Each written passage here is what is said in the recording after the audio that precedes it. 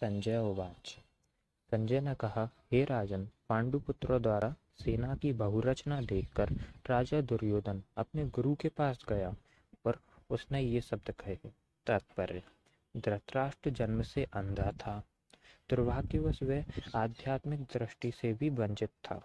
वह यह भी जानता था कि उसी के समान उसके पुत्र भी धर्म के मामले में अंधे हैं, और उसे विश्वास था कि वे पांडवों के साथ कभी भी समझौता नहीं कर पाएंगे, क्योंकि पांचों पांडव जन्म से ही पवित्र थे। फिर भी उसे तीर्थ स्थान के प्रभाव के विषय में संदेह था। इसलिए संजय युद्ध भूमि की स्थिति के विषय में उसके प्रश्न के मत्यंत को समझ गया। अतः वह निराश राजा को प्रोत्साहित करना चाह रहा था। उसने उसे विश्वास दिलाया कि उसके पुत्र पवित्र स्थान के प्रभाव में आकर किसी प्रकार का समझौता करने नहीं जा रहे हैं। उसने राजा को बताया कि उसका पुत्र दुर्योधन पांडवों की सेना को देखकर तुरंत अपने सेनापति द्रोणाचार्य को वास्तविक स्थिति से अवगत कराने गया। यद्यपि दुर्योधन को राजा कहकर संबोधित किया गया है, तो भी स्थिति की गंभीरता के कारण उसे सेनापति के पास जाना पड़ा।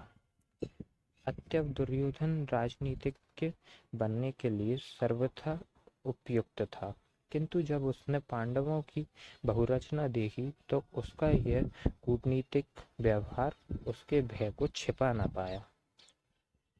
हे आचार्य, पांडुपुत्रों की विशाल सेना को देखें, जिसे आपके बुद्धिमान शिष्य द्रुपद के पुत्र ने इतने कौशल से व्यवस्थित किया है।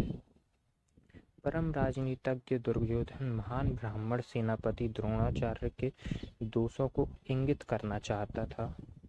अर्जुन की पत्नी द्रौपदी के पिता राजा द्रुपद के साथ द्रोणाचार्य का कुछ राजनीतिक झगड़ा था। इस झगड़े के फलस्वरूप द्रुपद ने एक महान यज्ञ संपन्न किया, जिससे उसे एक ऐसा पुत्र प्राप्त होने का वरदान मिला जो द्रोणाचार्य का वध कर सके। द्रोणाचार्य से भली भांति जानता था, किंतु जब द्रुपद का पुत्र धृष्टद्युम्न युद्ध शिक्षा के लिए उसको सौंपा गया तो द्रोणाचार्य को उसे अपने सारे सैनिक सहस्य प्रदान करने